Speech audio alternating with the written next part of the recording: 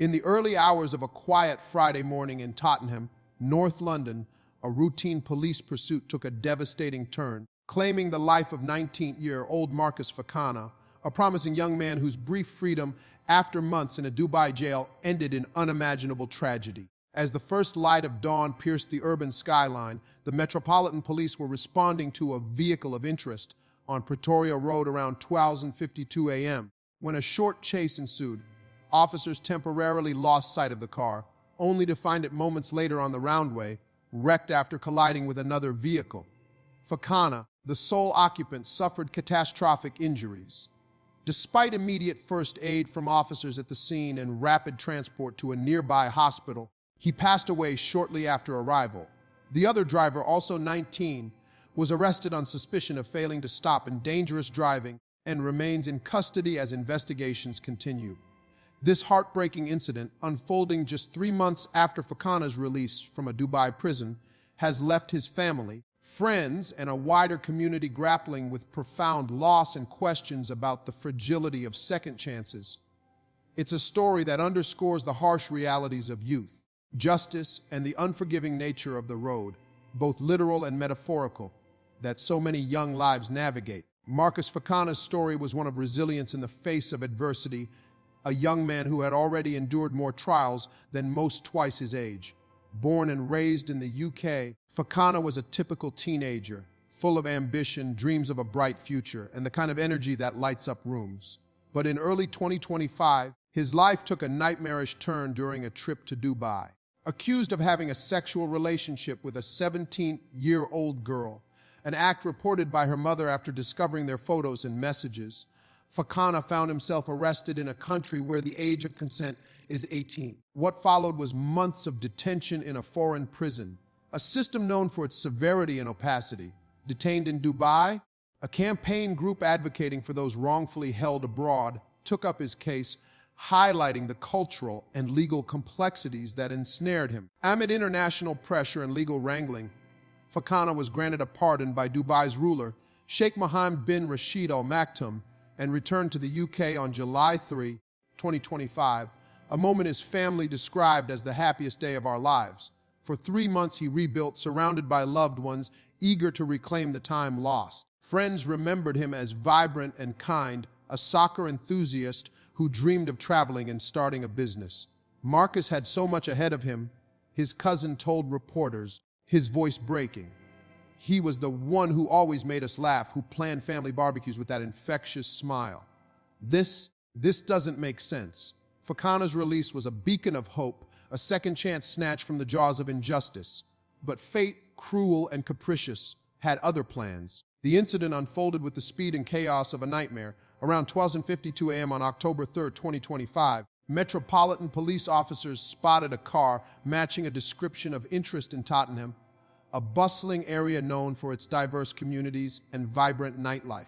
What began as a standard stop escalated into a brief pursuit when the vehicle failed to pull over. The chase was short. Officers lost visual for mere moments before discovering the car on the roundway, mangled from a collision with another vehicle.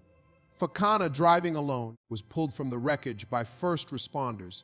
Officers administered CPR at the scene, their hands steady despite the adrenaline, until paramedics arrived to rush him to the hospital. Despite every effort, the young man's injuries proved too severe, and he succumbed shortly after. The other driver, a 19-year-old local, was detained immediately on suspicion of failing to stop for police and dangerous driving. Greater Manchester Police, in a statement released hours later, described it as a tragic incident and confirmed no other injuries. Chief Constable Sir Stephen Watson addressed the press with measured gravity. Our thoughts are with Marcus's family during this devastating time. We acted swiftly, but no words can ease their pain. The Independent Office for Police Conduct IOPC has launched a standard investigation into the pursuit, reviewing body cam footage, radio, and witness accounts to ensure protocols were followed, a routine step that nonetheless adds to the family's burden. The outpouring of grief has been immediate and heartfelt, a wave of tributes that paints Fakana as more than a victim. He was a light, a fighter, a young soul full of promise. His family, speaking through detained in Dubai CEO Rada Sterling, released a poignant statement. Marcus spent the majority of this year in a Dubai prison, which no doubt caused him long-lasting mental anguish. It's sad that of all of 2025, he was only free for the 3 months from July 3 to October 3. Sterling, who advocated tirelessly for Fakana, added, his loss is a painful reminder of how precious life is and how unnecessary imprisonment robs people of time they can never regain. Every day of freedom matters.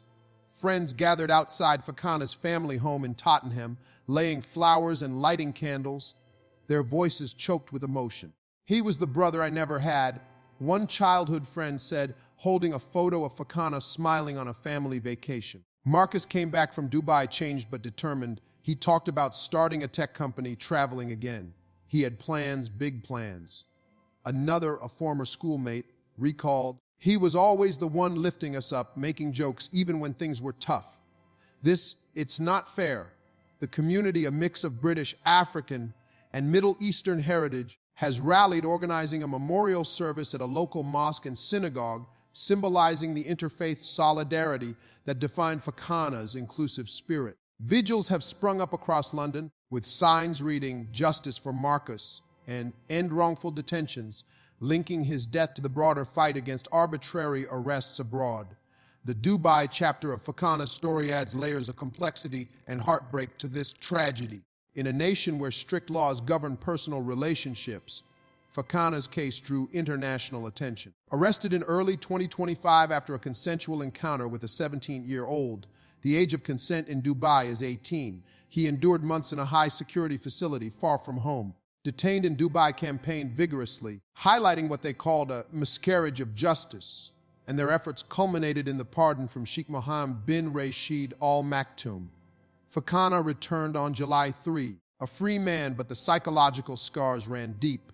He was excited to be home, to hug his mum, to play football with his mates. Sterling said, her voice steady but eyes glistening. But prison changes you. It takes a toll you can't shake overnight. Experts from the Royal College of Psychiatrists note that wrongful detention can lead to PTSD, anxiety, and a heightened sense of vulnerability, factors that may have compounded the risks in Fakana's brief freedom.